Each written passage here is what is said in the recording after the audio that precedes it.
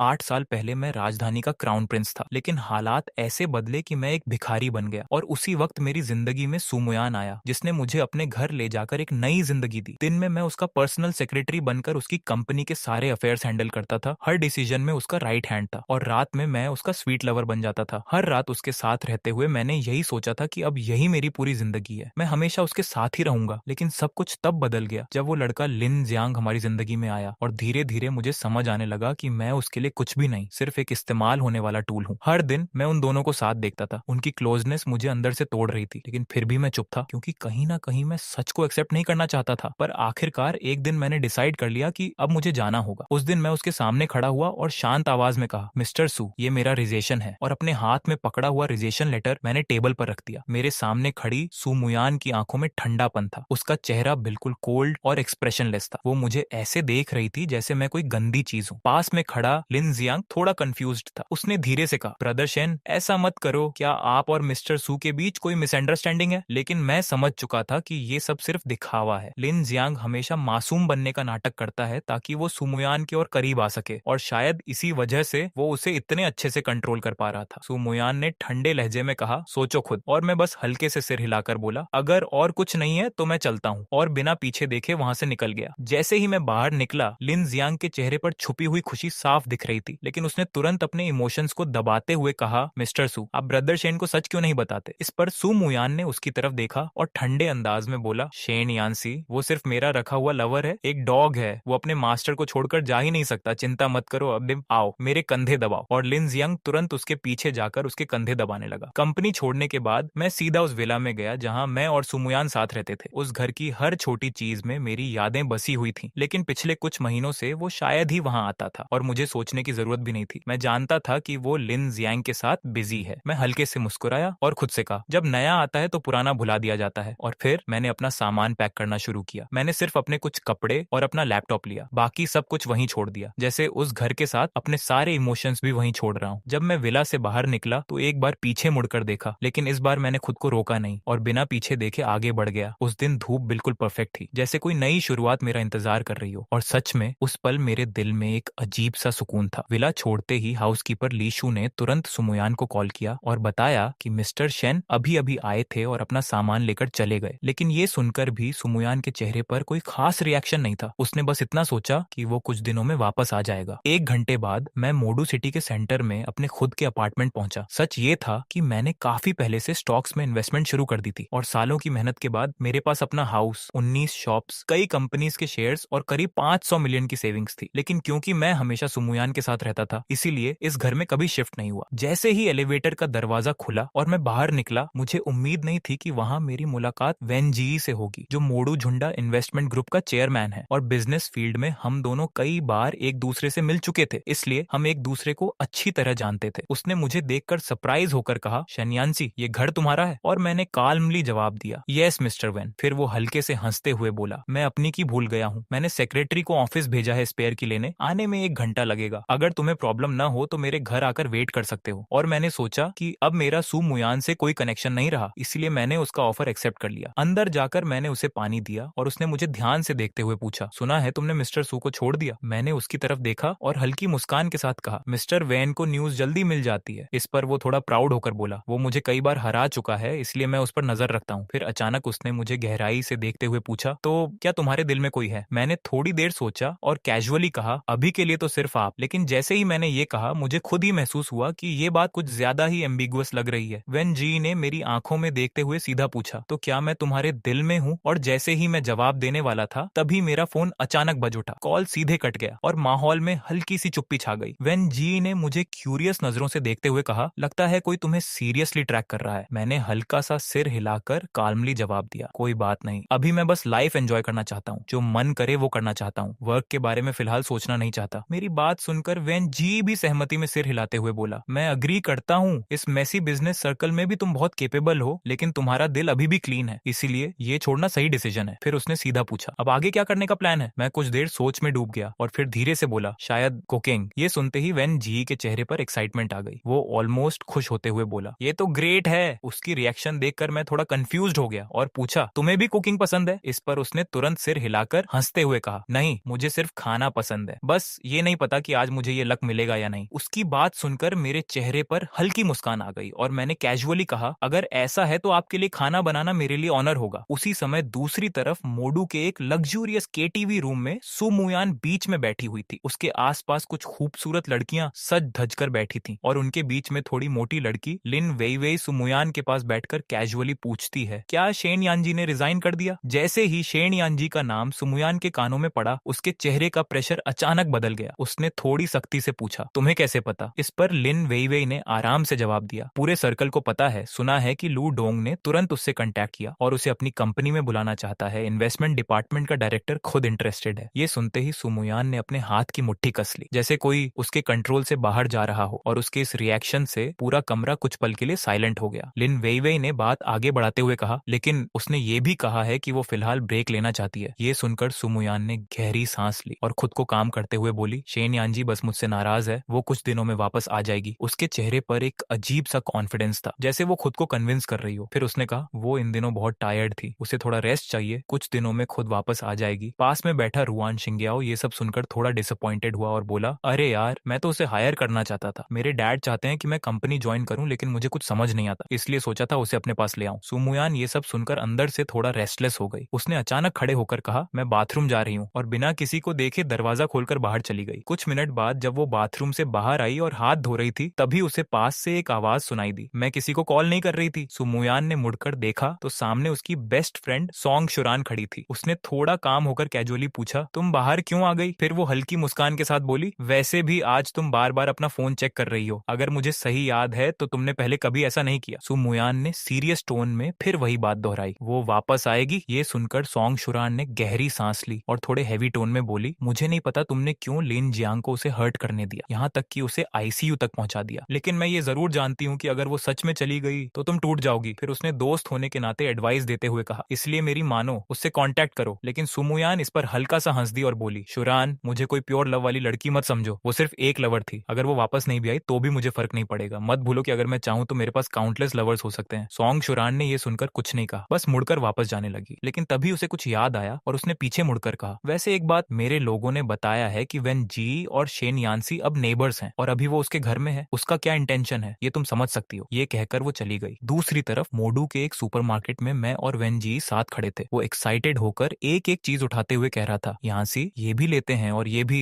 ये वाला भी बहुत टेस्टी लगता है, क्या करूं, सब खाना चाहता हूँ। उसकी ये चाइल्डिश साइड देखकर मुझे हल्की हंसी आ गई और मुझे याद आया कि पिछली बार मैं इतना रिलैक्स तब था जब मेरे पेरेंट्स जिंदा थे। मैंने उसे देखते हुए जेंटली मुस्कुराकर कहा, जो भी खाना है ले लो, मैं सब बना दूंगा। मेरी बात सुनकर वो जेन्युइनली खुश हो गया और बोला, तुम हर चीज में इतने परफेक्ट कैसे हो? चलो फिर मैं वेजिटेबल्स वॉश कर देता हूँ। उसके बाद किचन में हम दोनों साथ में काम करते हुए कैजुअली बात कर रहे थे। उसने पूछा, डैड ने कहा कि तुम अब किसी कंपनी में ज्वाइन नहीं करोगे तो आगे क्या करोगे? मैंने थोड़ा सोचकर कहा, पहले थोड़ा रेस्ट करूंगा, फिर रेगुलरली कुकिंग सीखूंगा, और अगर बहुत बोरिंग लगा तो कहीं सिक्योरिटी गार्ड की जॉब कर लूंगा। मेरी ये बात सुनकर वैन जी थोड़ा हंसते हुए बोला, सिक्योरिटी गार्ड? अगर तुमने ये जॉब की तो सोसाइटी की सारी सिंगल विमेन, वो अपनी बात पूरी भी नहीं कर पाया था कि तभी मेरा फोन बज उठा। मैंने स्क्रीन देखी तो मेरी आईब्राउज हल्की सी सिकुड़ गई। मैंने गहरी सांस ली और कॉल उठाते हुए कहा, अंकल ली। दूसरी तरफ से आवाज आई, मिस्टर शेन, मैडम आज ड्रंक हैं, क्या आपको पता है उनका स्टमक मेडिसिन कहाँ रखा है? मैंने एक पल चुप रहकर कामली जवाब दिया, बेडरूम के राइट साइड वाले कैबिनेट में, ऊपर से नीचे तीसरा कैबिनेट। मैंने कामली बताया। कुछ ही सेकंड्स बाद अंकल ली की आवाज आई, जी मिस्टर शेन, मिल गया, लेकिन मिस की तबीयत अभी ठीक नहीं है, क्या आप आकर उनका ख्याल रखेंगे? पहले होता तो मैं बिना सोचे तुरंत मान जाता, लेकिन आईसीयू के उन दिनों ने मुझे बहुत कुछ सिखा दिया था, इसलिए मैंने शांत लेकिन क्लियर टोन में कहा, अंकल ली, घर पर इतने नैनीज हैं, मैं नहीं आऊंगा, और मैं रिजाइन कर चुका हूँ। अब मेरा मिस्टर सू से कोई रिलेशन नहीं है, बेहतर होगा आगे से मुझे कांटेक्ट न करें। तभी मेरे पास खड़े वेनजी ने कैजुअली पूछा, तुम ये स्वॉलोज नेस्ट खाते हो? मैं एक पल के लिए रुका, फिर नॉर्मल होकर बोला, हाँ मेरे बोल में डाल दो। और फिर मैंने फोन पर कहा, अगर और कुछ नहीं है तो मैं कॉल रखता हूँ। कॉल कटते ही दूसरी तरफ अंकल ली लिविंग रूम में खड़े पसीना पोंछ रहे थे। मिस देखिए, सोफे पर बैठी सुमुयान का चेहरा गुस्से से काला पड़ चुका था। उसने दांत भींचते हुए कहा, वेन जी, सच में वही है, डैमन इट, वो दोनों साथ कैसे हो सकते हैं? उसकी मुट्ठी कस गई। स्वॉलोज नेस्ट तक शेयर कर रहे हैं, कितना क्लोज हो गए हैं। फिर उसने तुरंत आदेश दिया, अंकल ली, लिन जियांग को बुलाओ, और कुछ ही देर में कॉल लग गया। इधर खाना खत्म करने के बाद मैंने वैन जी को डोर तक छोड़ा और वापस आकर बेड पर लेट गया। कैजुअली अपने मोमेंट्स स्क्रॉल कर रहा था कि अचानक लिन जियांग का पोस्ट मेरी नजर में आया। एक सिंपल कैप्शन, एक खूबसूरत दिन का खूबसूरत एंडिंग होना चाहिए, और साथ में फोटो जिसमें वो एक रिंग पकड़े हुए था, वो रिंग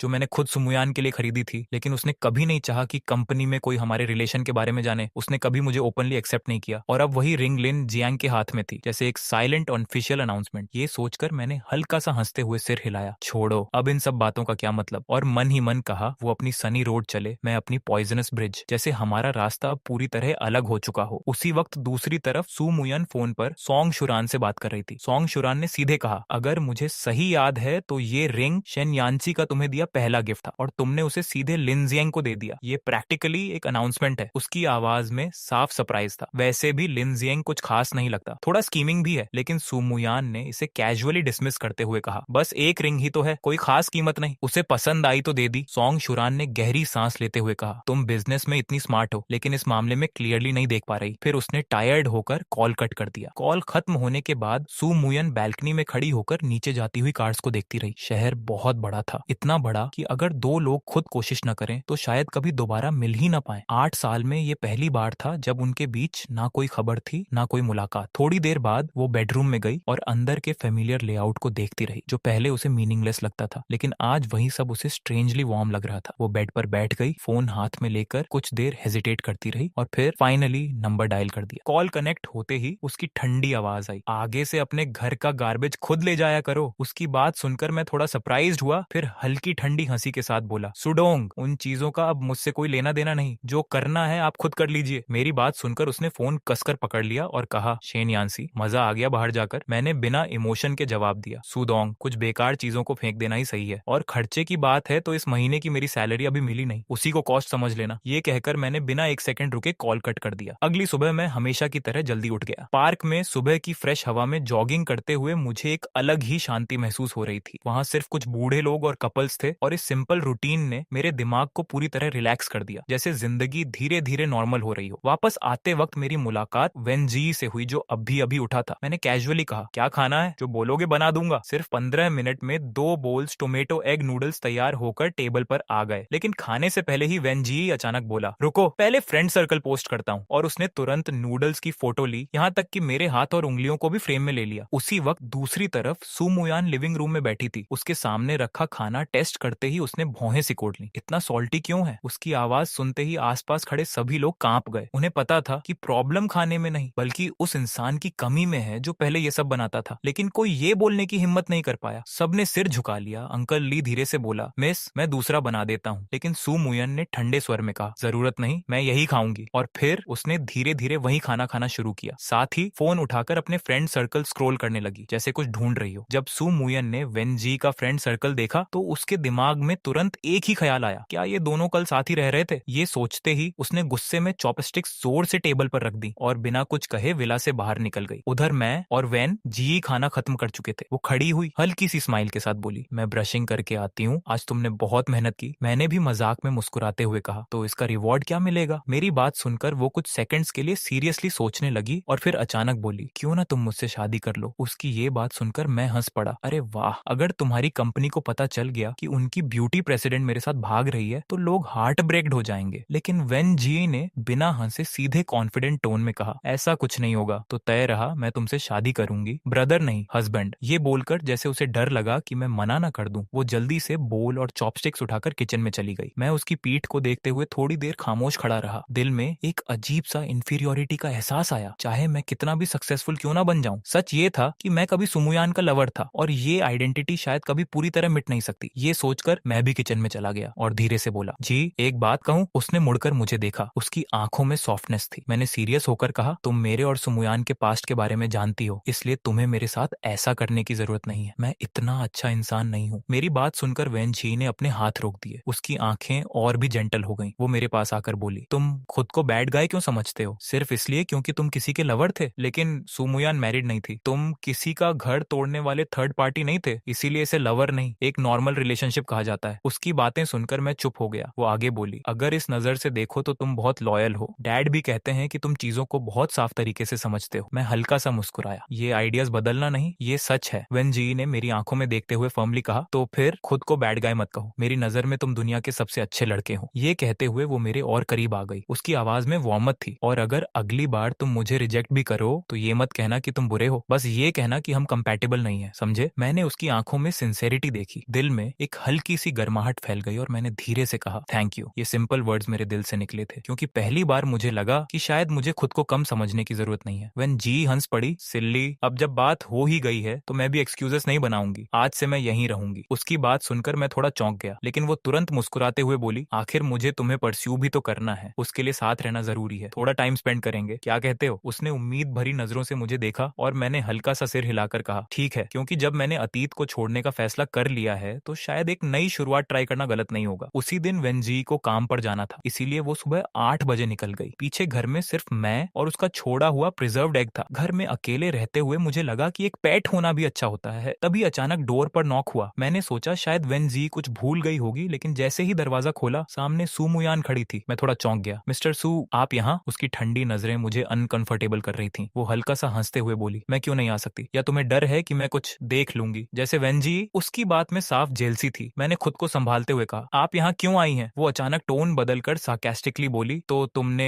रिजाइन इसलिए किया ताकि नया इंसान ढूंढ सको? इतने साल मेरे लवर रहे, अब वेंजी के लवर बन गए? उसकी बातें तानों से भरी थीं। या फिर जब वो तुमसे बोर हो जाएगी तो किसी 60 साल की रिच वुमन के पास चले जाओगे? उसकी ये बातें सुनकर मेरा पेशेंस खत्म हो गया। मैंने ठंडे स्वर में कहा मिस्टर सू बस कीजिए, लेकिन वो हंसती रही। तभी उसकी नजर पास रखे प्रिजर्व्ड एग पर पड़ी। उसने इशारा करते हुए कहा ये डॉग भी यहाँ है, मतलब तुम दोनों साथ रह रहे हो। फिर उसने अपने बैग से एक बैंक कार्ड निकाला और टेबल पर फेंकते हुए बोली इसमें 1 मिलियन यूएन है, इसे इस बार की फी समझ लो। उस पल ह्यूमिलिएशन की एक लहर मेरे अंदर उठी। मैं खुद को रोक नहीं पाया और मैंने उसे जोर से थप्पड़ मार दिया। मेरी आवाज सख्त थी। मिस्टर सू, आप हद पार कर रही हैं। मैंने गहरी सांस लेते हुए कहा आपने मेरी मदद की थी, मैं मानता हूँ, लेकिन मैंने भी 8 साल कंपनी को दिए हैं। जो वैल्यू मैंने दी है वो एक 100 बिलियन से कम नहीं होगी, और आईसीयू में भी मैंने आपके लिए सब सहा। मेरी आवाज में दर्द और गुस्सा दोनों था। तो अब आपके एहसान मेरे लिए खत्म हो चुके हैं। अब मैं बस अपने लिए जीना चाहता हूँ। हमारा अब कोई रिश्ता नहीं है, इसलिए यहीं खत्म करते हैं। मेरे शब्द साफ और फाइनल थे, और सुमुयान बस खड़ी रह गई, अपने गाल को छूते हुए, जैसे पहली बार उसे इस सच्चाई का एहसास हुआ हो। वो जाते जाते मेरी तरफ मुड़ी और ठंडी नजरों से देखते हुए बोली शेन यान्सी, तुम्हें पता होना चाहिए मुझे आज तक किसी ने हाथ नहीं उठाया, तुम पहले हो। इतना कहकर सू मुयान बिना पीछे देखे चली गई। मैं वहीं खड़ा उसकी जाती हुई पीठ को देखता रहा और मेरे दिल में एक अजीब सा भारीपन आ गया। मैंने हमेशा सोचा था कि ये रिश्ता एक डिसेंट तरीके से खत्म होगा, लेकिन आखिर में ये इतना बिटर और अनबियरेबल हो जाएगा ये मैंने कभी नहीं सोचा था। उधर सुमुयान कार में बैठी थी। उसका चेहरा बिल्कुल ठंडा और आंखें खाली थीं। उसने फोन निकाला और अपने बेस्ट फ्रेंड ग्रुप में मैसेज किया ओल्ड प्लेस, आज ड्रिंक मेरी तरफ से। थोड़ी ही देर में वो किटी भी पहुंच गई और बिना रुके एक के बाद एक ग्लास पीने लगी, जैसे वो शराब नहीं बल्कि अपने इमोशंस को खत्म कर रही हो। उसे इस हालत में देखकर सॉन्ग शुरान ने उसका हाथ पकड़कर रोका। अगर तुम ऐसे पीती रही तो हॉस्पिटल पहुंच जाओगी, खुद को इतना टॉर्चर मत करो। लेकिन सू मुयन ने हल्के और टूटे हुए टोन में कहा मैं जानती हूँ मैं क्या कर रही हूँ, और फिर से ग्लास उठा लिया। उसी समय मैं घर पर पिडेन के साथ खेल रहा था कि अचानक सॉन्ग शुरान का कॉल आया। उसकी आवाज में अर्जेंसी थी। शेन यान्ची, मोयन खुद को मार डालने जैसा पी रही है, अगर ऐसा चलता रहा तो प्रॉब्लम हो जाएगी, क्या तुम आ सकते हो? उसकी बात सुनकर मैं कुछ पल के लिए चुप रहा, फिर ठंडे स्वर में बोला मिस सॉन्ग, मेरा और मिस सू का अब कोई रिलेशन नहीं है। लेकिन वो फिर बोली मुझे पता है लिन जियांग की गलती है, लेकिन पुराने रिश्ते के लिए ही सही आकर एक बार बात कर लो। मैंने हल्की सी कोल्ड हंसी के साथ कहा अगर उस समय सच में प्यार होता तो मैं रिजाइन नहीं करता। लिन जियांग को कॉल करो, वही हैंडल करेगा। ये कहकर मैंने बिना हेजिटेशन के कॉल कट कर दिया। उधर के टीवी में सू मुयान की हालत और खराब होती जा रही थी। सॉन्ग शुरान ने उसे देखकर एक लंबी सांस ली। शायद वो सोच रही थी कि नशे में ही सही उसका दर्द थोड़ा कम हो जाएगा, लेकिन जैसे जैसे सुमुयान एक के बाद एक ग्लास पीती गई, सबको उसके गाल पर पड़ा हैंडप्रिंट दिख गया और सभी समझ गए कि कुछ सीरियस हुआ है। आखिरकार सॉन्ग शुरान ने उठकर उसके हाथ से ग्लास छीन लिया और गुस्से में बोली क्या खुद को मारना चाहती हो? सुमुयान ने उसे गुस्से और दर्द भरी नजरों से देखा। क्या मुझे इतना भी हक नहीं है कि मैं खुद को भूल जाऊं? उसकी आवाज कांप रही थी। सॉन्ग शुरान ने सॉफ्टली कहा कम से कम बताओ तो सही क्या हुआ? कुछ पल की चुप्पी के बाद सुमुयान ने ठंडी सांस लेते हुए कहा शेन यान्सी वैन जीई के साथ रह रहा है। उसके शब्दों में एक दबा हुआ गुस्सा और दर्द था। वो मेरे सबसे बड़े राइवल के साथ रह रहा है। क्यों? आखिर क्यों? ये सुनकर वहां मौजूद सभी लोग शॉक्ड रह गए। किसी को समझ नहीं आ रहा था कि क्या कहें। सू मुयान ने सिर झुका लिया। उसकी आवाज भारी हो गई और ये थप्पड़ उसने मारा, और सच कहूं तो मैं डिजर्व करती थी। उसने हल्की सी कड़वी हंसी के साथ कहा मैं भूल गई थी कि वो कितना सेल्फ रिस्पेक्ट वाला इंसान है। फिर उसने बोतल उठाई और सीधे उसे पीने लगी। अब शायद उसकी नजर में मैं सबसे नफरत करने वाली इंसान बन चुकी हूँ। तभी अचानक उसका फोन बज उठा। स्क्रीन पर लिन जियांग का नाम था। उसने कॉल उठाया। दूसरी तरफ से रोने की आवाज आई चेयरमैन सॉरी, मुझसे प्रॉब्लम हो गई। वो सही से बोल भी नहीं पा रहा था। सुमुयान ने ठंडे स्वर में पूछा क्या हुआ? लिन जियांग हिचकते हुए बोला मैंने कॉन्ट्रैक्ट में डेसिमल पॉइंट गलत डाल दिया और सामने वाले मिस्टर लू ने मुझे डांटा तो मैंने भी गुस्से में उन्हें जवाब दे दिया। सु मुयान ने बिना इमोशन के सब सुना। उसके चेहरे पर कोई रिएक्शन नहीं था। उसने ठंडे स्वर में कहा, डेसिमल गलत डालना तुम्हारी एबिलिटी की प्रॉब्लम है, गलती करके रोना और क्लाइंट से लड़ना ये स्टुपिडिटी है। फिर उसने फोन दूसरे पर्सन को देने को कहा। डीप ब्रेथ लेकर अपने गुस्से को दबाते हुए बोली, हेलो। दूसरी तरफ से आवाज आई, चेयरमैन मिस्टर लू बहुत नाराज हैं, उन्हें लगता है हमने रिस्पेक्ट नहीं दी, शायद कोऑपरेशन विथड्रॉ हो सकता है। सु मुयान ने बिना एक पल सोचे कोल्ड टोन में कहा, विथड्रॉ करना है तो कर दो। सामने वाला तुरंत बोला, लेकिन ये लॉन्ग टर्म कोऑपरेशन है, इसे ऐसे छोड़ना सही नहीं होगा। लेकिन सु मुयान ने बात खत्म करते हुए कहा, बस कोऑपरेशन कैंसिल, और उसने कॉल कट कर दिया। इस पूरी सिचुएशन को देखकर लिन जियांग के चेहरे पर एक छुपी हुई खुशी थी, जैसे उसका प्लान काम कर गया हो। जब मुझे इस बात का पता चला तो मैं हैरान रह गया, ये इंसान पागल हो गया है क्या? इतनी बड़ी डील सिर्फ लिन जियांग की गलती पर कैंसिल कर दी। लेकिन फिर मैंने खुद को रोका, अब मेरा उस कंपनी से कोई लेना देना नहीं था, इसीलिए सोचना बेकार था। दोपहर होने वाली थी। मैंने कैजुअली वेन जी को मैसेज किया, आज लंच के लिए घर आ रही हो? और कुछ ही सेकंड्स में उसका रिप्लाई आ गया, जैसे वो पहले से ही वेट कर रही हो। तुम चाहती हो कि मैं तुम्हारे बारे में सोचूं या नहीं? मैंने हल्के टीजिंग टोन में मैसेज किया। तुरंत वेन जी का रिप्लाई आया, ऑफ कोर्स चाहती हूँ, लेकिन आज तो मैं किसी को बहुत मिस कर रही हूँ। उसका ये मैसेज पढ़कर मेरे चेहरे पर मुस्कान आ गई। मैंने प्लेफुल अंदाज में रिप्लाई किया, और फिर मजबूरी में तुम्हें मेरी याद आ गई। कुछ ही सेकंड्स में उसका एंग्री इमोजी आ गया। उसकी ये नॉटी एटीट्यूड देखकर मैं हंस पड़ा। मैंने फिर लिखा, चलो अब लैंग्वेज ठीक से अरेंज करके दोबारा बोलो। उसने तुरंत जवाब दिया, ठीक है, हाँ मैं तुम्हें मिस कर रही हूँ। हैप्पी? मैंने शॉर्ट रिप्लाई किया, सोच रहा हूँ। वो हंसते हुए लिखती है, हो हे बस यही सही जवाब है, मैं दोपहर तक घर आ जाऊंगी। मैंने भी तुरंत रिप्लाई किया, ठीक है मैं लंच बनाऊंगा, क्या खाना है? उसने बिना सोचे लिखा, कुछ भी, तुम जो बनाओगे वही पसंद है। उसका ये जवाब पढ़कर मेरे अंदर एक अजीब सी वार्मत आई। मैंने कैजुअली रिप्लाई किया, ठीक है मैं डिसाइड कर लेता हूँ। दूसरी तरफ कंपनी का कॉल खत्म करने के बाद सु मुयन फिर से सामने रखी वाइन पीने लगी। सॉन्ग शुरान उसे देखती रही और अंदर ही अंदर साई करते हुए सोची, काश इसे बाद में रिग्रेट ना करना पड़े। तभी सुमुयान का फोन बजा। उसने स्क्रीन देखी और तुरंत कॉल उठाया। ये उसके फादर का कॉल था। उसने सिर्फ इतना कहा, ठीक है समझ गई, और बिना ज्यादा बात किए कॉल कट कर दिया। सॉन्ग शुरान ने उसकी एक्सप्रेशन देखकर पूछा, क्या हुआ मुयान? सु मुयान ने शॉर्ट रिप्लाई दिया, डैड ने घर बुलाया है। दोनों के बीच हमेशा से रिलेशन अच्छा नहीं रहा था। उसके पेरेंट्स ने कंपनी जीरो से शुरू की थी, लेकिन कुछ ही समय बाद उसकी मदर ने घर संभालना शुरू कर दिया और उसके फादर बाहर गलत रास्तों में पड़ गए। जब सच सामने आया तो उसकी मदर को हार्ट अटैक आया और उनकी डेथ हो गई। उस समय सु मुयन सिर्फ 14 साल की थी। तभी से उसके और उसके फादर के बीच हर मुलाकात एक लड़ाई में बदल जाती थी। सॉन्ग शुरान ने हेजिटेंट होकर कहा, मैं तुम्हारे साथ चलूं? लेकिन सुमुयान ने सिर हिलाकर कहा, जरूरत नहीं, मैं खुद जाऊंगी, और बिना रुके रूम से निकल गई। करीब 3 घंटे बाद वो शहर के बाहर स्थित अपने पुराने विला पहुंची, जहां वो 18 साल की उम्र तक रहती थी। उस जगह पर कदम रखते ही उसे हमेशा एक घुटन महसूस होती थी, क्योंकि वहीं उसकी मदर की मौत की यादें जुड़ी थीं। ड्राइवर ने कंसर्न के साथ पूछा, मिस आप ठीक हैं? उसने धीरे से कहा, मैं ठीक हूँ। लेकिन ये जवाब जितना ड्राइवर के लिए था उतना ही खुद को समझाने के लिए भी। वो धीरे धीरे अंदर गई। लिविंग रूम में उसका फादर सोफे पर बैठा था। उम्र 50 से ऊपर होने के बावजूद उसके अंदर एक अलग ही एलिगेंस थी। सुमुयान ठंडे अंदाज में सामने बैठ गई और बोली, मुझे क्यों बुलाया? उसकी आवाज में ठंडापन और हल्की भारीपन थी। उसके फादर ने उसकी हालत देखकर पूछा, काफी पी रखी है? सु मुयन ने भौहें सिकोड़कर कहा, इससे आपको क्या? फिर सीधा बोली, अगर कुछ कहना है तो कहिए, नहीं तो मैं जा रही हूँ। उसके फादर ने सीधे पूछा, शेन यान्ची के साथ क्या हुआ? उसने रिजाइन क्यों किया? सु मुयन ने हल्की इरिटेशन के साथ कहा, और क्या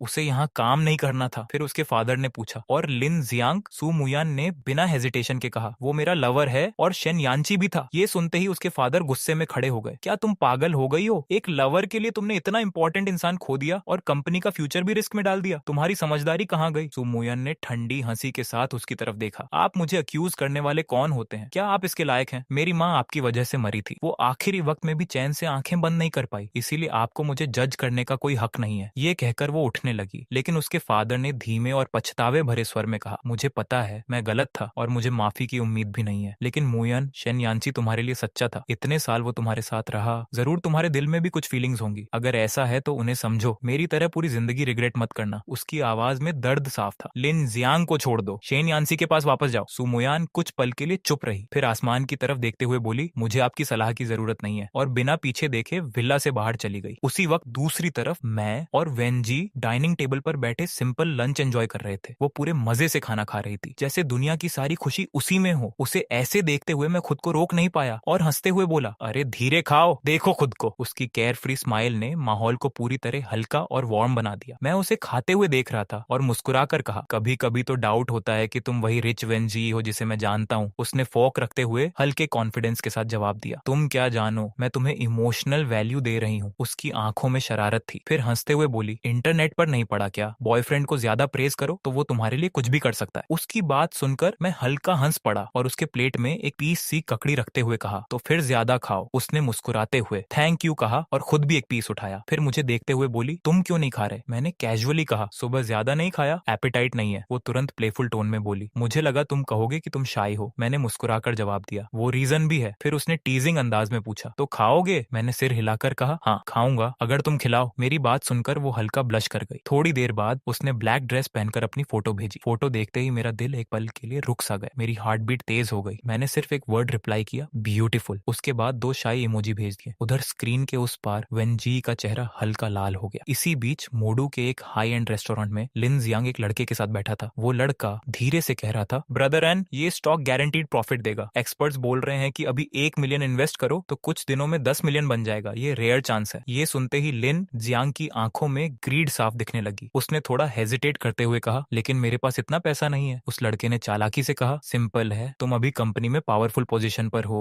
थोड़ा पैसा अरेंज करना मुश्किल नहीं है, बाद में प्रॉफिट से क्वाइटली वापस कर देना, परफेक्ट प्लान है। ये सुनकर लिन जियांग ने मुट्ठी भींच ली, जैसे उसने डिसीजन ले लिया हो। इधर मैं और वेन जी भी उसी तरह एक हाई एंड रेस्टोरेंट में बैठे थे। चारों तरफ रिच और फेमस लोग थे। उसने मेनू देखते हुए मजाक में पूछा, तुम्हें डर नहीं लगता कि मैं तुम्हें बैंकरप्ट कर दूंगी? मैंने हंसते हुए कहा, अगर तुम मुझे खा जाओगी तो मुझे ही तुम्हें फीड करना पड़ेगा। मेरी ये बात सुनते ही उसकी आंखें चमक उठी। उसने तुरंत पूछा, अभी क्या कहा तुमने? उसके चेहरे की एक्साइटमेंट देखकर मैं जानबूझकर अनजान बन गया। मैंने कुछ नहीं कहा, लेकिन वो ऑलमोस्ट रिक्वेस्ट करते हुए बोली, नहीं तुमने कहा था, प्लीज फिर से बोलो। उसका ये क्यूट और स्लाइटली क्लिंजी बिहेवियर देखकर मैं मुस्कुरा दिया। ठीक है, मैं तुम्हें फीड करूंगा। ये सुनते ही वो एक मिस्चीवियस स्माइल के साथ बोली, याद रखना ये तुमने खुद कहा है। फिर मैंने मजाक में कहा, लेकिन तुम्हारी कंपनी को लॉस हो जाएगा। हम दोनों हंस पड़े। ऑर्डर देने के बाद मैंने मेन्यू रख दिया और आसपास नजर घुमाई। ये जगह मेरे लिए नई नहीं थी। मैं पहले भी सुमुयान के साथ यहाँ कई बार आ चुका था। फर्क बस इतना था कि तब मैं हमेशा परफेक्टली ड्रेसअप होकर आता था, क्योंकि वो चाहती थी कि मैं उसके साथ डिसेंट दिखूं। ये सोचते ही मैं थोड़ा खो गया। तभी अचानक मुझे अपने पैर पर हल्का सा टच महसूस हुआ। मैंने नीचे देखा तो वेन जी अपनी लॉन्ग ब्लैक लेग्स से मुझे टीज कर रही थी। उसकी आंखों में प्लेफुल स्पार्क था। मैंने हल्का सा सिर उठाकर उसकी तरफ देखा। वो अब फिर से काल्म और कंपोज्ड बिजनेस एलीट बन चुकी थी। मैंने मुस्कुराकर कहा, कुछ नहीं, बस पुराने दिन याद आ गए। तभी अचानक रेस्टोरेंट के एंट्रेंस की तरफ मेरी नजर गई और मैंने देखा सू मुयन और सॉन्ग शुरान अंदर आ रहे थे। मेरी आईब्राउज हल्की सी सिकुड़ गई। वहीं वेन जी ने भी मेरे एक्सप्रेशन में चेंज नोटिस किया और पीछे मुड़कर देखा। सू मुयान का चेहरा इंस्टेंटली ठंडा हो गया। सॉन्ग शुरान ने धीरे से कहा, मोयान चलो कहीं और चलते हैं। लेकिन सू मुयान ने सिर हिलाकर कहा, जरूरत नहीं, अगर वो यहाँ आ सकते हैं तो हम भी आ सकते हैं। ये कहकर वो सीधे हमारी तरफ बढ़ी। मेरे सामने आकर हल्की सी मुस्कान के साथ बोली, क्या कोइंसिडेंस है मिस्टर सू, यहाँ मिलेंगे ये सोचा नहीं था। मैंने भी काल्मली नाइफ नीचे रखते हुए उसकी तरफ देखा और कहा, हाँ सच में कोइंसिडेंस है। उसके बाद वो कुछ नहीं बोली, बस अपनी ठंडी और गहरी नजरों से मुझे देखती रही, जैसे बहुत कुछ कहना बाकी हो। मैंने शांत होकर पूछा, मिस्टर सू अब क्या हुआ? लेकिन सू मुयान का चेहरा पहले से ज्यादा ठंडा हो चुका था। उसने हल्की सी सांस छोड़कर कहा, कुछ नहीं, बस मैं सोच रही थी कि वेन जी की टाइमिंग और एबिलिटी सच में बहुत अच्छी है, लेकिन थोड़ा ऑकवर्ड भी लग रहा है। उसके शब्दों से माहौल अचानक भारी हो गया। पास बैठी सॉन्ग शुरान ने तुरंत उसकी आर्म पकड़कर हल्का सा इशारा किया कि वो चुप रहे, लेकिन सुमुयान रुकी नहीं। वो सीधे वेन जी की तरफ देखते हुए बोली, क्या तुम चाहती हो कि मैं तुम्हें अपनी चीजें दे दूं? तुमने कहा था फ्यूनरल जैसा, है ना? ये सुनकर वेन जी ने हल्की ठंडी मुस्कान के साथ जवाब दिया, छोड़ो, मैं उन लोगों में से नहीं हूँ जो हर चीज में उलझते हैं। मुझे सिर्फ वही चाहिए जो मुझे पसंद है, और मैं सिर्फ शेन यान्सी को चाहती हूँ। उसकी आवाज साफ और कॉन्फिडेंट थी। मेरी जिंदगी में सिर्फ वही है, और ऑनेस्टली मुझे तुम्हारा थैंक यू करना चाहिए। अगर तुम नहीं होती तो शायद मेरा और यान्सी का कोई चांस ही नहीं बनता। ये सुनते ही सुमुयान का चेहरा तुरंत बदल गया। उसकी आंखें सीधी मेरी तरफ आ गईं और वो धीरे लेकिन सख्त आवाज में बोली, क्या तुम दोनों सच में साथ हो? उस पल पूरे रेस्टोरेंट में साइलेंस फैल गया। हर नजर मेरी तरफ थी। मैं हल्का सा मुस्कुराया और बिना ज्यादा ड्रामा के कामली कहा, हाँ। मेरे इस सिंपल जवाब के साथ वेन जी के चेहरे पर इंस्टेंटली एक ब्राइट स्माइल आ गई। उसकी आंखों में हल्का सा प्राइड था। वहीं सू मुयन की मुट्ठियां कस गईं, जैसे वो खुद को रोक रही हो। कुछ सेकंड्स बाद उसने भारी आवाज में कहा, ठीक है, बहुत अच्छा, लेकिन बाद में रिग्रेट मत करना। मैंने उसकी तरफ देखकर हल्का सा मुस्कुराते हुए कहा, मुझे नहीं लगता कि मुझे कोई रिग्रेट होगा। मेरी बात सुनकर वो मुझे एक लॉन्ग स्टेयर देती रही और फिर धीरे से मुड़ी। चलो, उसने कहा और बिना पीछे देखे वहां से चली गई। उसके पीछे सॉन्ग शुरान ने एक गहरी सांस ली और उसके साथ बाहर निकल गई। जाते जाते उसने बस इतना पूछा, मोयान क्या तुम सच में उससे प्यार करती हो? सू मोयान के कदम कुछ पल के लिए रुक गए। उसने सिर झुकाकर धीरे से कहा, मुझे नहीं पता प्यार क्या होता है, लेकिन इतना जानती हूँ कि मेरा दिल अब बहुत हर्ट है। उसकी आवाज में पहली बार कमजोरी थी। फिर वो आगे बढ़ गई। उधर रेस्टोरेंट के बाहर मैं नेचुरली वेन जी का बैग उठा चुका था। वो हल्का सा मुस्कुराई और बोली, अगर हम बॉयफ्रेंड गर्लफ्रेंड हैं तो हाथ पकड़ना तो अलाउड है ना। उसने खुद ही मेरा हाथ पकड़ लिया। उसकी हथेली थोड़ी ठंडी लेकिन सॉफ्ट थी, हल्की हवा चल रही थी। वो अचानक बोली, फोटो ले। मैंने सिर हिलाया। उसने तुरंत हमारे हाथों की फोटो क्लिक की और कैप्शन सोचते हुए बोली, व्हेन एंड क्या लिखूं। उसने भौहें उठाई। मैंने धीरे से कहा, बस वी। वो हल्का सा हंस पड़ी। सिंपल लेकिन परफेक्ट। फिर हम दोनों साथ साथ चलने लगे। कैपिटल सिटी की रात रोशनी से भरी थी। सड़कें लाल नीली लाइट से चमक रही थीं और हर तरफ यंग लोगों की आवाजें थीं। एक बार हम बार के पास से गुजरे जहां लाउड म्यूजिक बाहर तक आ रहा था। वो मुड़ी और मजाक में बोली, अंदर चलें। मैंने सिर हिलाया, नहीं ये जगह मेरे लिए नहीं है। वो मुस्कुराई, तुम सच में बहुत सीरियस टाइप हो, एकदम कैडरे जैसे। फिर हल्के टीजिंग टोन में बोली, लेकिन शायद यही चीज मुझे पसंद है। उसने मेरा आर्म पकड़ लिया और बोली, और मैं तो तुम्हारी पर्सनालिटी से ज्यादा तुम्हें पसंद करती हूँ। मैंने हल्का सा पूछा, मेरी लुक्स से नहीं। ये सुनते ही उसका चेहरा तुरंत लाल हो गया। शट अप, तुम खुद की इतनी तारीफ क्यों कर रहे हो। मैं हंस पड़ा, मैं तो बस पूछ रहा था। वो हल्की नाराजगी दिखाते हुए बोली, मैं ऐसी नहीं हूँ। फिर अचानक वो थोड़ा आगे भाग गई, जैसे कोई बच्चा खेल रहा हो। मैं उसके पीछे चल पड़ा। हम दोनों सच में एक पल के लिए दो बच्चों जैसे लग रहे थे। फिर वो अचानक रुकी, मुड़ी और धीरे से पूछा, किस करेंगे। उसकी बात सुनते ही हवा भी जैसे रुक गई। स्ट्रीट लाइट के नीचे हम दोनों अकेले थे। मैंने धीरे से झुककर उसके करीब आया। वो बिना हेजिटेशन मेरे सामने खड़ी रही और फिर उसने हल्के से आंखें बंद कर ली। उसी पल हम दोनों ने एक किस शेयर किया। उसी वक्त कुछ दूरी पर एक अंधेरी जगह में सू मुयान खड़ी थी। उसकी आंखों के सामने वही सीन था और वो बस हमें देखती रह गई, बिना कुछ कहे, बिना हिले। उस रात सू मुयान का चेहरा हल्का सा बदल गया। उसकी नजरें नीचे झुक गईं और वो बिना कुछ बोले अंधेरे में गायब हो गई, जैसे उसने अपने अंदर का सारा इमोशन दबा दिया हो। अगली सुबह वो सीधे कंपनी पहुंची। माहौल बिल्कुल नॉर्मल था लेकिन उसके अंदर कुछ टूटा हुआ सा था। तभी लिन जियांग पहले से वहां खड़ा था और मुस्कुराते हुए आगे आया। मिस्टर सू। उसने हल्की फॉर्मल स्माइल दी। सू मुयान ने बस सिर हिलाकर रिस्पॉन्स दिया, लेकिन लिन जियांग थोड़ा हेजिटेट करते हुए बोला, मुयान क्या मैं तुम्हारे विला में मूव कर सकता हूँ। वहाँ अक्सर नॉइज और फाइट्स की आवाज आती है। सू मुयान ने तुरंत भौहें सिकोड़ ली और ठंडे स्वर में कहा, मैंने तुम्हें दूसरी जगह शिफ्ट करने का अरेंजमेंट कर दिया है। ये सुनकर लिन जियांग के चेहरे पर हल्का डिससेटिस्फैक्शन आया, लेकिन उसने उसे तुरंत हाइड कर लिया और सिर झुकाकर बोला, ठीक है, और क्वाइटली वहां से चला गया। दूसरी तरफ घर पर वेन जिए अब पूरी तरह मेरे साथ एक क्लिंजी क्यूट गर्लफ्रेंड की तरह बिहेव कर रही थी। हर फ्री मोमेंट में वो मेरे पास आ जाती। मुझे देखकर बच्चा सा मुंह बनाते हुए बोली, मुझे ऑफिस नहीं जाना। मैं मुस्कुराया, अगर तुम काम नहीं करोगी तो मुझे कौन संभालेगा। वो मेरे पास और करीब आकर बोली, सच में अब समझ आया कि राजा लोग इतनी जल्दी क्यों खो जाते थे। उसकी आंखों में हल्की सी प्लेफुल ऑब्सेशन थी। मैंने हल्का सा हंसते हुए पूछा, इतना ज्यादा। उसकी आंखें चमक उठी, हाँ सच में। फिर उसने इनोसेंट फेस बनाकर कहा, तो रिवॉर्ड में क्या मिलेगा। मैंने पूछा, क्या चाहिए। वो तुरंत बोली, 3 किसेस नहीं 5 किसेस। और फिर शरारती अंदाज में विंक किया। मैं मुस्कुराया और कहा, ठीक है। ये सुनकर वो खुश होकर चली गई। मैं सोफा पर बैठकर टीवी ऑन करने ही वाला था कि तभी फोन बजा। स्क्रीन पर नाम था सुफुश। मैंने तुरंत कॉल उठाया। मिस्टर सू। दूसरी तरफ से शांत और मैच्योर आवाज आई, यानसी क्या तुम अभी फ्री हो। मैंने पूछा, जी कहिए। वो हल्की सांस लेकर बोला, असल में कुछ खास नहीं, बस तुम और मुयान के बारे में बात करनी थी। उसका टोन हैवी था। मैंने कुछ नहीं कहा, बस सुनता रहा। कुछ देर बाद हमने मीटिंग कैफे में डिसाइड की। जब मैं पहुंचा तो सूफू पहले से बैठा था। उसने हल्की मुस्कान के साथ कहा, सॉरी मैं जल्दी आ गया। मैंने कामली कहा, कोई बात नहीं। उसने पूछा, तुम्हारे क्या प्लान्स हैं। मैंने शांत होकर कहा, बस ब्रेक लेना चाहता हूँ, खुद को रिलैक्स करना चाहता हूँ। फिर उसने धीरे से पूछा, और मुयान। मैंने सीधा जवाब दिया, सब खत्म हो चुका है। मेरी आवाज में कोई इमोशन नहीं था। वो बेटर पर्सन डिजर्व करती है, लेकिन मैं वो नहीं हूँ। उसने फिर पूछा, क्या सच में तुम मूव ऑन कर चुके हो। मैंने हल्का सा सिर हिलाया, हाँ। उसने लंबी सांस ली, लगता है तुमने डिसीजन ले लिया है। मैं उठा और कहा, mister Su thank you for concern, और बाहर निकल गया। पीछे से उसकी धीमी आवाज आई, मुयान तुम बाद में रिग्रेट करोगी। लेकिन मैंने पीछे मुड़कर नहीं देखा। घर पहुंचते ही फोन फिर बजा। इस बार मैसेज था वेन जी का, हाउसकीपर टिप, अपनी क्यूट गर्लफ्रेंड को पिकअप करो, रिवॉर्ड में 3 किसेस मिलेंगे। मैं हंस पड़ा और रिप्लाई किया, रिसीव्ड। उसने तुरंत लिखा, लंच में क्या बनाओगे। मैंने पूछा, स्वीट एंड सावर रिब्स ठीक रहेगा। उसने तुरंत रिप्लाई किया, यस। फिर प्लेफुल टोन में लिखा, थैंक यू हनी, ये मेरी स्पेशलिटी है। मैंने कोट पहना और रिब्स लेने निकल गया। रास्ते में मैंने देखा कि ये सिंपल लाइफ कितनी पीसफुल लग रही है। तभी फोन फिर बजा। इस बार कॉल था लू जेयू का। यानसी फ्री हो। उसने पूछा। मैंने हल्के मजाक में कहा, क्या हुआ। उसने एक सीरियस टोन में कहा, तुम जानते हो जंग इचन को। मैंने कहा, हाँ चाइल्डहुड फ्रेंड है। उसने बताया, उसका गेम रेडी है लेकिन फंडिंग और मार्केटिंग की प्रॉब्लम है। मैंने थोड़ी देर सोचा और कहा, गेम इंडस्ट्री रिस्की है लेकिन पोटेंशियल भी है। ठीक है 3 बजे उसे मेरे घर ले आओ। उसने पूछा, तुम सच में इन्वेस्ट करोगे। मैंने काल्मली कहा, देखेंगे। फिर उसने कैजुअली पूछा, और ये वेनजी वाली स्टोरी। मैंने शॉर्ट में कहा, लॉन्ग स्टोरी है, और कॉल कट कर दिया। मैं सुपरमार्केट गया रिब्स ले। घर आकर खाना बनाया और टाइम देखा तो 11 बज चुके थे। मैंने फूड बॉक्स में पैक किया और वेन जी को पिकअप करने निकल पड़ा। पार्किंग में पहुंचकर मैंने फोटो भेजी। उसने तुरंत रिप्लाई किया, हे लव यू हस्बैंड। और उसी पल मुझे एहसास हुआ कि मेरी जिंदगी धीरे धीरे किसी और डायरेक्शन में जा रही है। बहुत हल्की, बहुत रियल और बहुत पीसफुल। मेरे अंदर एक हल्की सी वार्मथ थी, जैसे दिल के किसी कोने में मिठास भर गई हो। शायद यही वो फीलिंग थी जिसे लोग ट्रू लव कहते हैं, एक ऐसी फीलिंग जो पहले कभी नहीं हुई थी, सॉफ्ट, वार्म और नेचुरली हैप्पी। मैं मुस्कुराया और खुद से सोचने लगा कि ये सब कितना अलग है। तभी वेन जी कार में बैठते ही जोर से बोली, हस्बैंड। उसकी आवाज इतनी क्लियर और कॉन्फिडेंट थी कि मैं हंस पड़ा। आज वो पूरी तरह प्रोफेशनल लुक में थी। इयररिंग्स उसके फेस को एलिगेंट बना रहे थे और ब्लैक सिल्क सॉक्स उसकी मेच्योर ब्यूटी को और हाईलाइट कर रहे थे। मैंने हल्के मजाक में कहा, अगर तुम्हारे एम्प्लॉइज ने तुम्हें ऐसे देख लिया तो कंपनी में तुम्हारी इमेज तो गई। वो तुरंत मुस्कुराई, बस देखने दो, मैंने तो बॉयफ्रेंड को हस्बैंड ही कहा है, प्रॉब्लम क्या है? उसकी ये चाइल्डिश कॉन्फिडेंस देखकर मैं हल्के से उसकी नाक पकड़कर बोला, सिली। और कार के अंदर एक वार्म साइलेंस और हैप्पीनेस फैल गई। हम दोनों ऐसे बात कर रहे थे जैसे सब कुछ नेचुरल हो। घर पहुंचकर मैंने हॉट मील टेबल पर रखा। खुशबू फैलते ही वेन जी एक्साइटेड हो गई। इतना अच्छा स्मेल, किसका बॉयफ्रेंड इतना अच्छा खाना बनाता है? मैंने हंसकर कहा, अगर ऐसे ही तारीफ करती रही तो मेरा ईगो स्काई में उड़ जाएगा। वो तुरंत बोली, तो उड़ जाओ, मैं भी साथ उड़ूंगी। उसकी बातों में प्लेफुल टोन थी और उसे खुश देखकर मुझे अंदर से एक अलग ही सेटिस्फैक्शन मिल रहा था। खाना खाते वक्त उसने अपने हाथ से एक पीस रिब्स उठाकर मुझे दिया और सॉफ्ट वॉइस में बोली, हस्बैंड पहले खाओ। मैंने मुस्कुराकर कहा, सिली गर्ल, और एक बाइट लिया। वो मजे से खाना खा रही थी जैसे उसे दुनिया की कोई टेंशन ही ना हो। उसके चेहरे पर प्योर सेटिस्फैक्शन था। खाना खत्म होने के बाद वो अचानक उठी और बोली, आज मैं हेल्प करूंगी। मैंने कहा, नहीं तुम रेस्ट करो। लेकिन वो हंसते हुए किचन में चली गई। नो नो, मैं करूंगी। और मैं भी उसके पीछे चला गया। हम दोनों साथ में किचन में डिशेस साफ करने लगे। उस सिंपल मोमेंट में एक स्ट्रेंज पीस और हैप्पीनेस थी, जैसे पूरी दुनिया शांत हो गई हो। दूसरी तरफ सू मुयन ऑफिस में बैठी हुई थी। उसका मूड काफी हैवी था। उसने टेबल पर डॉक्यूमेंट जोर से फेंक दिए और ठंडी आवाज में पूछा, ये कोऑपरेशन क्यों इतना एक्सपेंसिव हो गया? सबऑर्डिनेट ने डरते हुए जवाब दिया, सर पहले की प्राइसिंग डायरेक्टर शेन के पर्सनल रिलेशन की वजह से थी, इसलिए डिस्काउंट मिला था। अब वो नहीं है तो प्राइस बढ़ा दिया गया है। ये सुनकर सुमुयान का फेस और ठंडा हो गया। उसने सख्ती से कहा, तो अब ये डील नेगोशिएट करो और 3 दिन में रिजल्ट चाहिए। ऑफिस का माहौल टेंस हो गया। सब साइलेंट हो गए, लेकिन उसके अंदर एक अलग ही खालीपन बढ़ रहा था। उसे खुद महसूस हो रहा था कि जब से मैंने कंपनी छोड़ी है उसकी कंट्रोल और स्टेबिलिटी कहीं खो गई है। तभी डोर नॉक हुआ। एक स्टाफ अंदर आया। चेयरमैन, विला से न्यूज है। सुमुयान ने तुरंत पूछा, क्या? स्टाफ ने बताया। ओल्ड चेयरमैन ने आज मिस्टर शेन से मुलाकात की और उन्हें वापस कंपनी में आने के लिए कहा, लेकिन उन्होंने मना कर दिया। ये सुनकर सुमुयान हल्का सा मुस्कुराई। शेन यांची, तुम सच में सोचते हो कि वेन जी के साथ हमेशा रहोगे? उसके अंदर एक कोल्ड प्लान बनने लगा। बस देखते रहो, वेन फैमिली खुद इंटरफेरेंस करेगी। और उसने आदेश दिया, उसकी हर एक्टिविटी पर नजर रखो। इधर दोपहर में डोरबेल बजा। मैंने दरवाजा खोला तो सामने लू जेयू और जांग ईचन खड़े थे। जांग ईचन थका हुआ लग रहा था। उसके फेस पर स्ट्रेस साफ दिख रहा था। उसने धीरे से कहा, सॉरी इस समय डिस्टर्ब करने के लिए। मैंने काल्म होकर कहा, कोई बात नहीं, बिजनेस है तो टाइम कोई मैटर नहीं करता। और उन्हें अंदर ले गया। एटमॉस्फेयर सीरियस हो गया, क्योंकि अब ये सिर्फ फ्रेंडशिप नहीं बल्कि इन्वेस्टमेंट और फ्यूचर का मैटर था। और मैं जानता था कि हर डिसीजन आगे की कहानी बदल सकता है। जांग ईचन की आंखों में उस पल एक अलग ही कॉन्फिडेंस था, जैसे उसने अपनी पूरी जिंदगी इसी प्रोजेक्ट पर लगा दी हो। उसने बताया कि पिछले 3 सालों में उसने लगभग 100 मिलियन यूएन खुद इन्वेस्ट किया है और ये गेम उसका पैशन भी है और ड्रीम भी। उसकी आवाज में एक्साइटमेंट साफ थी। अगर मार्केटिंग सही हो गई तो यूजर्स इजीली 15 मिलियन तक पहुंच सकते हैं। ये सुनकर मैंने काल्मली पूछा, तुम जानते हो मार्केट में सबसे पॉपुलर गेम्स भी लगभग 5 मिलियन डेली यूजर्स पर हैं। उसने तुरंत कहा, मुझे पता है, लेकिन ये गेम सिर्फ प्रोडक्ट नहीं है, ये आर्ट है। उसकी बातों में थोड़ी मैडनेस थी, लेकिन बिलीफ स्ट्रांग था। मैंने आगे पूछा, टोटल इन्वेस्टमेंट कितना चाहिए? उसने रिप्लाई किया, मार्केटिंग के लिए अभी 300 मिलियन चाहिए। लू जेयू ने 70 मिलियन अरेंज कर दिया है, अब 230 मिलियन की जरूरत है। फिर उसने उम्मीद से मेरी तरफ देखा और कहा, अगर आप इन्वेस्ट करते हैं तो हम आपको 35% शेयर्स देंगे। ये सुनकर मैंने थोड़ा सोचते हुए कहा, 45% चाहिए। उसके चेहरे पर हल्का टेंशन आ गया, क्योंकि ये कंट्रोल का मैटर था। लेकिन मैंने शांत वॉइस में समझाया, 35% इक्विटी रखो, लेकिन वोटिंग राइट्स भी 35% ही रहेंगे और मैनेजमेंट तुम्हारे पास रहेगा। बस डिसीजन लेवल पे मेरा वीटो राइट होगा। अगर ये एक्सेप्ट करो तो मैं इन्वेस्टमेंट 300 मिलियन तक बढ़ा सकता हूँ। मैंने कॉन्ट्रैक्ट उसकी तरफ पुश किया और कहा, सोच लो। कुछ देर साइलेंस रहा और फिर उसने स्लोली सिर हिलाया। ठीक है, मैं एक्सेप्ट करता हूँ। मैंने हल्की सेटिस्फाइड स्माइल दी और कहा, टुमारो मॉर्निंग कॉन्ट्रैक्ट साइन कर लेते हैं। वो बोला, नो प्रॉब्लम। फॉर्मल बिजनेस बात खत्म होने के बाद माहौल थोड़ा रिलैक्स्ड हुआ। तभी लू जेयू ने मुस्कुराते हुए पूछा, और अब तुम और सुमुयान? ये सुनते ही मैंने शांत आवाज में कहा, खत्म हो चुका है। मेरी टोन में कोई इमोशन नहीं था। मैंने उसे 100 पॉइंट्स दिए थे, अब वो 0 हो चुका है। मैंने आगे कहा, उसके लिए हर मौका था, बस एक वर्ड कहना था, लेकिन उसने कुछ नहीं किया। अब वो चैप्टर मेरे लिए बंद था। तभी बातचीत हल्की होने लगी और बात वेन जी पर आ गई। लू जेयू हंसते हुए बोला, अब तो तुम्हारे फेस पर अलग ही स्वीटनेस है। मैंने हल्का सा मुस्कुराया, लेकिन कुछ नहीं कहा। उसने आगे कहा, सच बोलूं तो वेन जी तुमसे ज्यादा सूटेबल लगती है। उसकी आंखों में तुम्हारे लिए लव साफ दिखता है। मैंने धीरे से कहा, हाँ वो अलग है। वो बोला, I hope you are right. मैं खिड़की से बाहर देखते हुए सोचने लगा कि शायद सच में ये रिश्ता अलग है, ज्यादा सिंपल, ज्यादा रियल। बातचीत खत्म होते होते लू जेयू ने हंसकर कहा, जल्दी तुम्हारी वेडिंग अटेंड करनी है? मैंने भी हल्के मजाक में कहा, उस दिन तुम ग्रूम नहीं बने तो मत आना। और कमरे में हल्की लाफ्टर फैल गई, लेकिन अंदर कहीं मुझे भी लग रहा था कि मेरी जिंदगी अब एक नए और शांत रास्ते पर जा रही है। मैं हल्के से मुस्कुराया और बोला, हाँ हाँ, उस टाइम जरूर देखूंगा। वैसे मेरे लिए ब्राइड्समेड ढूंढ ली क्या? मेरे सवाल पर लू जेयू हंस पड़ा और कॉन्फिडेंटली बोला, डोंट वरी, प्रॉमिस करता हूँ जी सब अरेंज कर देगी। उसी पल मेरा फोन बजा और स्क्रीन पर नाम था वेन जी। मैंने कॉल उठाया तो उसकी आवाज थोड़ी नर्वस थी। हस्बैंड, आज रात मेरे घर डिनर है, फैमिली चाहती है तुम्हारा। मैं थोड़ा सरप्राइज्ड हुआ और मन में सोचा कि क्या ये सच में मीटिंग पेरेंट्स वाला मोमेंट है, इसीलिए बस शॉर्ट में बोला ओके। उधर फोन रखते ही वेन जी के चेहरे पर एक खुश स्माइल आ गई और उसने एक्साइटेड होकर मैसेज किया, हे हस्बैंड, मैं जल्दी आऊंगी, फिर हम साथ घर चलेंगे। डोंट वरी, मेरे पेरेंट्स अच्छे हैं और वो तुम्हें पसंद करेंगे। अगर ऑकवर्ड लगे तो मैं बोल दूंगी कि मैं प्रेग्नेंट हूँ। ये पढ़कर मैं जोर से हंस पड़ा और मन में सोचा कि ये लड़की सच में सीरियस बातों में भी कॉमेडी कर देती है। मैंने खुद से कहा, प्रेग्नेंट? अभी तो कुछ हुआ भी नहीं और ये ऑलरेडी प्लानिंग कर रही है। तभी उसने दूसरा मैसेज भेजा, I am pregnant with sweet and Sawar ribs. ये पढ़कर मैं लिटरली हंसते हंसते रुक नहीं पाया और मुझे वो बहुत क्यूट लगी। पास बैठे लूजेयू ने मुझे हंसते देखा तो कंफ्यूज होकर पूछा, क्या हुआ, इतना खुश क्यों हो? मैंने मुस्कुराते हुए कहा, आज रात वेन फैमिली डिनर है। उसने तुरंत टीज करते हुए कहा, वाह, तो अब पेरेंट्स मीटिंग हो रही है, तुम तो फास्ट जा रहे हो। फिर हंसकर बोला, 2-3 दिन बाद मत कहना कि वो प्रेग्नेंट है, मैं शॉक नहीं होऊंगा। मैंने मजाक में जवाब दिया, तो फिर तुम्हें भी जल्दी ट्राई करना पड़ेगा। ये सुनकर वो हंसते हुए बोला, बस करो, मुझे रोस्ट मत करो। कुछ देर बाद मैंने लू जेयू और जांग यीचन को सेंड ऑफ किया और घर आकर सोफा पर बैठ गया। मेरे दिमाग में एक हल्का सा प्रेशर था, क्योंकि वेन फैमिली का नाम सिर्फ सिटी में ही नहीं बल्कि पूरे ज्यूजो में बहुत बड़ा था और अब उनकी core business practically Wen Ji handle कर रही थी। मैंने फोन निकाला और चैट खोलकर उसके मैसेज देखे। मन में थोड़ी नर्वसनेस थी क्योंकि ये पहली बार था जब मैं उनके घर जा रहा था। मैंने पूछा, गिफ्ट क्या लेकर आऊं? कुछ सेकंड्स में रिप्लाई आया, मैं सब रेडी कर चुकी हूँ, बस आ जाओ। मेरे पेरेंट्स के लिए सबसे बड़ा गिफ्ट ये है कि तुम आ रहे हो। मैं रिलैक्स हो गया, लेकिन फिर भी मैंने सोचा पैसे ट्रांसफर कर दूं। तभी उसका मैसेज आया, सिली, तुम्हारा पैसा मेरा पैसा है, एंड में सब हमारा ही है। फिर उसने प्लेफुल टोन में लिखा, घर आकर किस रेडी रखना। मैं हल्का सा मुस्कुराया और रिप्लाई किया, ओके। कुछ ही देर बाद डोरबेल बजा। मैंने डोर खोला तो वो सीधे मेरे पास आकर हग कर ली और बिना रुके बोली, आई वॉन्ट किस। उसकी आवाज में थोड़ी शाइनेस और एक्साइटमेंट थी। उसने चीकीली कहा, टंग किस। मैंने दरवाजे की तरफ देखा तो वो खुला था। मैंने हल्का सा कहा, डोर ओपन है। उसने हंसकर कहा, कोई नहीं है इस फ्लोर पर, और अगले ही पल मैंने उसे किस कर लिया। कुछ मिनट्स बाद हम दोनों अलग हुए और वो मुस्कुराई, काश तुम ऑफिस में भी ऐसे ही अचानक आ जाते। फिर उसने कहा, अगर तुम फ्लैश की तरह आ सको तो कितना अच्छा होगा। मैंने हंसकर कहा, मैं इतना मैजिकल नहीं हूँ। वो बोली, तो रात को प्रैक्टिस करनी पड़ेगी, वरना वेन हाउस में मेरी लिप्स सॉसेस बन जाएंगे। उसकी बात सुनकर मैं हंस पड़ा और तभी वो हल्के से शर्माते हुए बोली, आज रात बहुत कुछ सोच रही हूँ। मैंने उसकी तरफ देखकर कहा, तुम सच में बहुत डेंजरस हो। और हम दोनों एक साथ हंस पड़े। उस पल सब कुछ सिंपल, वार्म और नेचुरली हैप्पी लग रहा था। मैंने उसकी प्लीडिंग लुक देखकर हल्का सा सिर हिलाया और बोला, ठीक है, यस। उसकी आंखों में तुरंत एक खुशी की चमक आ गई और मैं खुद भी थोड़ा एक्साइटेड था, लेकिन मन में हल्का सा थॉट था कि आज रात वेन फैमिली जाना है।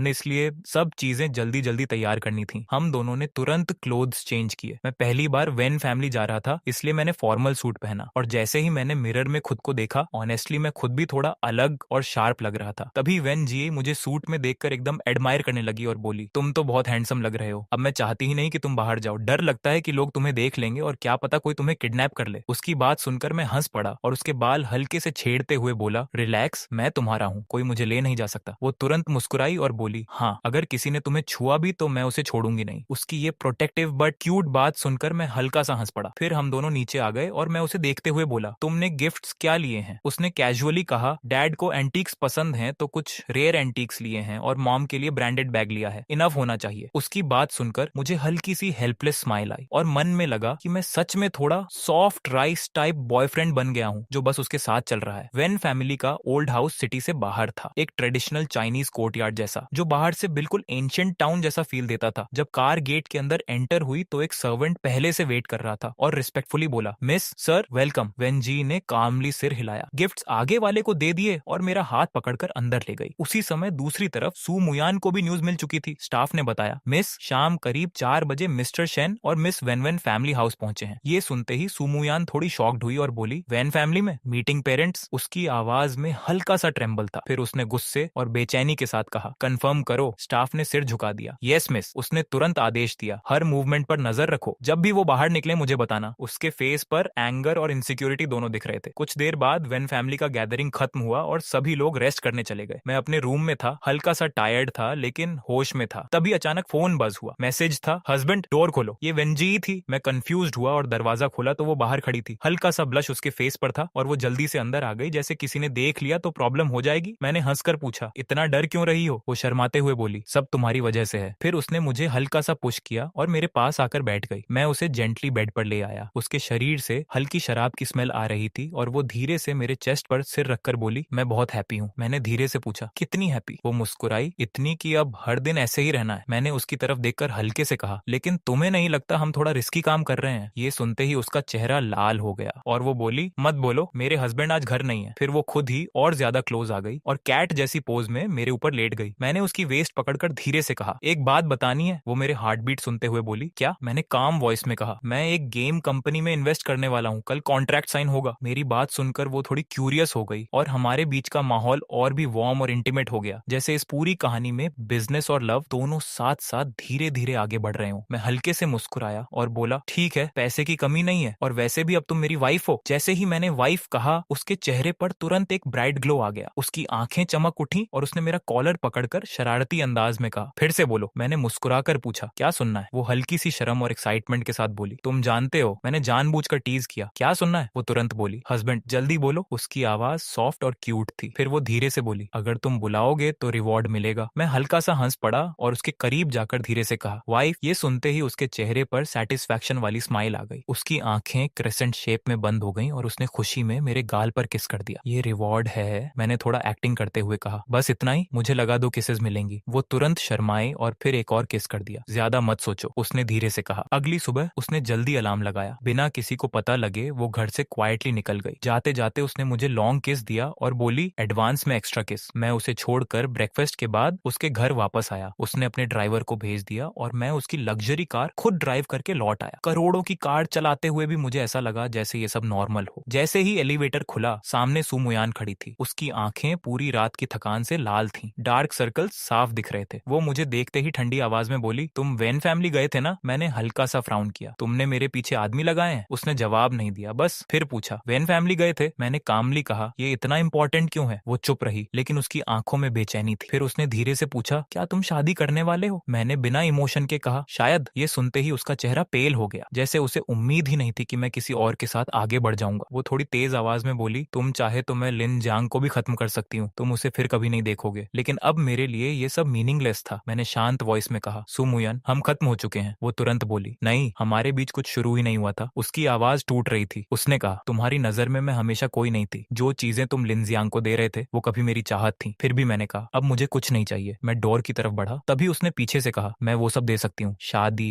रिलेशनशिप, फ्यूचर, बस वापस आ जाओ। उसकी आवाज में पहली बार कमजोरी और डेस्परेशन थी। उसने मुझे पीछे से पकड़ लिया। मैं सब कुछ छोड़ दूंगी, उसने कहा, लेकिन मैंने धीरे से उसका हाथ हटाया और कहा, सॉरी, अब देर हो चुकी है। और मैं अंदर चला गया। पीछे से उसकी आवाज आई, तुम समझते हो तुम मुझे छोड़ सकते हो? लेकिन मैं आगे बढ़ चुका था। कुछ देर बाद जांग यीचन आया और कॉन्ट्रैक्ट रखा। मैंने काल्मली चेक किया और कहा, ठीक है। फिर मैं उसकी तरफ देखकर बोला, अगर गेम सक्सेसफुल होता है तो लगभग हाफ रेवेन्यू मेरा होगा। वो सिर हिलाकर अग्री कर गया, लेकिन उसी समय मेरे अंदर एक बात क्लियर थी। अब मेरी जिंदगी पीछे नहीं बल्कि आगे बढ़ चुकी है, और वो भी किसी नए रिश्ते, नए बिजनेस और नए फ्यूचर के साथ। उसने मुझसे पूछा कि क्या मुझे यह इन्वेस्टमेंट एक लॉस नहीं लग रहा और क्या अभी भी रिग्रेट करने का टाइम है? लेकिन जांग यीचन ने कामली और कॉन्फिडेंटली सिर हिलाते हुए कहा कि नहीं, अगर मेरी इन्वेस्टमेंट नहीं होती तो उनकी कंपनी और ये गेम दोनों खत्म हो जाते, और मैंने इतना पैसा लगाया है तो थोड़ा रिस्क लेना नॉर्मल है। अगर आप ये बेसिक रिस्क भी नहीं समझते तो शायद आप मुझ में इन्वेस्ट ही नहीं करते। मैंने उसकी बात सुनकर बिना किसी हेजिटेशन के कॉन्ट्रैक्ट पर अपना नाम साइन कर दिया, और जैसे ही पेन नीचे रखा गया, डील ऑफिशियली एक्टिव हो गई। मैंने उसे काल्मली कहा कि पैसे मैं आज शाम तक ट्रांसफर कर दूंगा। फिर मैंने पूछा कि मार्केटिंग कब स्टार्ट कर रहे हो? उसने हल्की कॉन्फिडेंट स्माइल के साथ कहा, कल से, क्योंकि गेम ऑलरेडी कंप्लीट है, अब बस एग्जीक्यूशन बाकी है। अब ईस्ट विंड आ चुका है तो डिले करने का कोई मतलब नहीं। मैंने सेटिस्फाइड होकर सिर हिलाया और कहा कि मुझे वही रिजल्ट चाहिए जो मैं एक्सपेक्ट कर रहा हूँ। उसने कॉन्फिडेंटली कहा कि वह मुझे डिसअपॉइंट नहीं करेगा। दोनों ने एक दूसरे को देखकर लाइटली स्माइल किया और सीन वहीं सेटल हो गया। उसी समय जैसे ही वह ऑफिस में वापस गया, लिन जियांग तुरंत उसके पास आया, लेकिन उसकी स्माइल फेक लग रही थी। लेकिन चेयरमैन उसे इग्नोर करके अपने ऑफिस में चला गया। लिन जियांग वहीं ऑकवर्ड खड़ा रह गया। दूसरी तरफ सू मुयान अभी भी उस मोमेंट के बारे में सोच रही थी और उसके अंदर एक अनजान डर और एम्पटीनेस फील हो रहा था। उसे पहली बार ऐसा लगा जैसे उसकी लाइफ से कुछ बहुत इंपॉर्टेंट चीज निकल गई हो। तभी दरवाजे पर नॉक हुआ और एक स्टाफ अंदर आया और बताया कि मिस्टर शेन ने कल एक गेम कंपनी में इन्वेस्टमेंट किया है और आज सुबह ही कॉन्ट्रैक्ट साइन किया है जिसकी वैल्यू करीब 200 मिलियन के आसपास है। यह सुनकर सू मुयन थोड़ी देर के लिए फ्रीज हो गई और उसने पूछा, कौन सी कंपनी? स्टाफ ने बताया कि कि एक 2D गेम कंपनी है जिसे अब तक कोई इन्वेस्टर नहीं मिला था, क्योंकि चाइना में इस जॉनर को स्टेबल मार्केट नहीं माना जाता। लेकिन अब अचानक इन्वेस्टमेंट हुआ है। कुछ देर साइलेंस के बाद सू मुयन ने टेबल पर हाथ रखा और काल्मली लेकिन कोल्ड वॉइस में कहा कि वह भी उस कंपनी में इन्वेस्ट करेगी। अमाउंट 100 मिलियन होगा। स्टाफ कंफ्यूज्ड हुआ और बोला कि कंपनी का बिजनेस गेमिंग सेक्टर में डायरेक्ट इन्वॉल्वमेंट नहीं है, लेकिन उसने क्लियरली कहा कि ये उसका पर्सनल डिसीजन है और कंपनी से रिलेटेड नहीं है। जैसा मैं कह रही हूँ वैसा करो। स्टाफ बिना कुछ बोले चला गया। उसके जाते ही सू मुयन की आईज और भी डीप हो गई और उसने खुद से कहा कि शेन यांसी, तुम सिर्फ मेरे हो, तुम मुझसे दूर नहीं जा सकते। उसी समय बाहर निकलते ही स्टाफ को लिन जियांग ने रोक लिया और पूछा क्या हुआ। स्टाफ ने कैजुअली बता दिया कि चेयरमैन ने एक गेम कंपनी में इन्वेस्टमेंट किया है। यह सुनकर लिन जियांग का फेस थोड़ा टेंस हो गया, क्योंकि उसे इमीडिएटली समझ आ गया कि ये वही कंपनी है जिसमें अभी मिस्टर शेन ने इन्वेस्ट किया था। उसके अंदर जेलसी और इनसिक्योरिटी दोनों बढ़ गए और उसने सोचा कि कहीं सुमुयान अभी भी शेन यांसी को लेकर सीरियस तो नहीं है। वह फ्रस्ट्रेटेड होकर खुद से बोलने लगा कि अगर वह चला गया है तो भी उसकी शैडो अभी तक खत्म क्यों नहीं हो रही। दूसरी तरफ वह सीक्रेटली स्टॉक मैनिपुलेशन में लगा हुआ था और अपने फ्रेंड से फोन पर बात करते हुए उसे बता रहा था कि इन्वेस्टमेंट सक्सेसफुल हो गई है और प्रॉफिट जल्दी आने वाला है। देखो तजिया नाम वाला है। उसी टाइम में अपने साइड पे फोन देख रहा था जहां मुझे वेन जी का मैसेज आया और मेरे चेहरे पर एक सॉफ्ट स्माइल आ गई और कहानी एक काम लेकिन इंटेंस डायरेक्शन में आगे बढ़ने लगी, जहां हर कैरेक्टर अपने अपने इमोशंस और हिडन इंटेंशंस के साथ मूव कर रहा था। लेकिन असली स्टॉर्म अभी शुरू नहीं हुआ था। शुक्रवार के बाद एक छोटी सी खबर तेजी से फैलने वाली थी कि वह स्टॉक अचानक बहुत बड़ा स्पाइक दिखाने वाला है। लेकिन जब मैंने ये सेंटेंस पढ़ा तो मैं बिल्कुल भी सरप्राइज नहीं हुआ, क्योंकि मुझे पहले से क्लियर था कि कोई भी स्टॉक लगातार ऊपर नहीं जा सकता। और जो हाल ही में इसकी कीमत बिना किसी स्ट्रॉन्ग रीजन के बढ़ रही थी, वह क्लियरली रिटेल इन्वेस्टर्स को ट्रैप करने वाला गेम था। और खास बात यह थी कि शुक्रवार का टाइमिंग बहुत सस्पिशियस था, क्योंकि उसके बाद वीकेंड आता है जब मार्केट बंद रहता है और रिटेल इन्वेस्टर्स चाहकर भी कुछ सेल नहीं कर सकते और बस अपने पैसे को धीरे धीरे गिरते हुए देख सकते हैं। लेकिन अच्छी बात यह थी कि मैंने ये स्टॉक पहले ही सेल कर दिया था। मैंने कैजुअली रिप्लाई किया कि अच्छा हुआ मैंने पहले ही एग्जिट कर लिया। तभी दूसरी तरफ से वेन जी का मैसेज आया, माई हस्बैंड इज ऑनसम। फिर तुरंत दूसरा मैसेज आया, oh my god why is my husband so smart kiss me. ये पढ़कर मुझे हल्की हंसी आ गई और मैं सोचने लगा कि उसका इमोशनल वैल्यू सच में बहुत नेचुरल और क्यूट है, लेकिन फाइनेंशियल लेवल पर ऑनेस्टली मैं उसके सामने खुद को थोड़ा इंफीरियर फील करता था, क्योंकि वह casually billion level wealth handle कर सकती थी और मैं बस एक नॉर्मल इन्वेस्टर की तरह सोच रहा था। फिर मैंने मजाक में रिप्लाई किया कि फ्यूचर में रिच वाइफ मेरा ख्याल रखेगी। उसने तुरंत फनी इमोजी के साथ रिप्लाई किया कि रिच वाइफ बेनिफिट्स भी चाहती है। मैंने स्माइल करते हुए पूछा कि तुम्हें क्या चाहिए, तो उसने प्लेफुल टोन में कहा कि या तो किस दो या एब्स दिखाओ। ये सुनकर मैं और भी हंस पड़ा, क्योंकि वह हमेशा ऐसे बोल्ड और क्यूट कॉम्बिनेशन में बात करती थी। मैंने कैजुअली कहा कि एब्स तो हैं लेकिन फोटो में नहीं दिखाऊंगा। उसने तुरंत प्रोटेस्ट किया कि नहीं चाहिए फोटो, मुझे लाइव चाहिए, मैं काम के बाद टच कर लूंगी। उसकी इंपेशंस देखकर मुझे और ज्यादा मजा आया और मैंने कहा ठीक है मैं तुम्हें पिक करने आऊंगा। शाम को जब मैं उसके ऑफिस पहुंचा तो वह बिना किसी हेजिटेशन के सीधे बाहर आ गई और आते ही मेरे पास आकर बहुत नेचुरली क्लोज हो गई। मैंने हल्के से कहा कि थोड़ा स्लो नहीं हो सकती क्या, लेकिन उसने कॉन्फिडेंटली कहा कि अब वर्क खत्म तो अब वह अपनी तरह से बिहेव करेगी। उसका ये फियरलेस एटीट्यूड मुझे बहुत अट्रैक्टिव लगा और साथ ही फनी भी। उसी समय दूसरी तरफ सू मुयान के ऑर्डर पर स्टाफ ने तुरंत जांग यीचन से कांटेक्ट किया और जब उसने कॉल उठाया तो वह थोड़ा शॉक था, क्योंकि कुछ दिन पहले जिस प्रोजेक्ट को कोई सीरियसली नहीं ले रहा था, अब उसी में अचानक 100 मिलियन की इन्वेस्टमेंट आ रही थी। स्टाफ ने कहा कि हम 100 मिलियन इन्वेस्ट करेंगे सिर्फ 5% इक्विटी के साथ और मैनेजमेंट पूरी तरह आपके पास रहेगा। ये सुनकर जियांग यीचन कंफ्यूज्ड हो गया, क्योंकि ये कंडीशन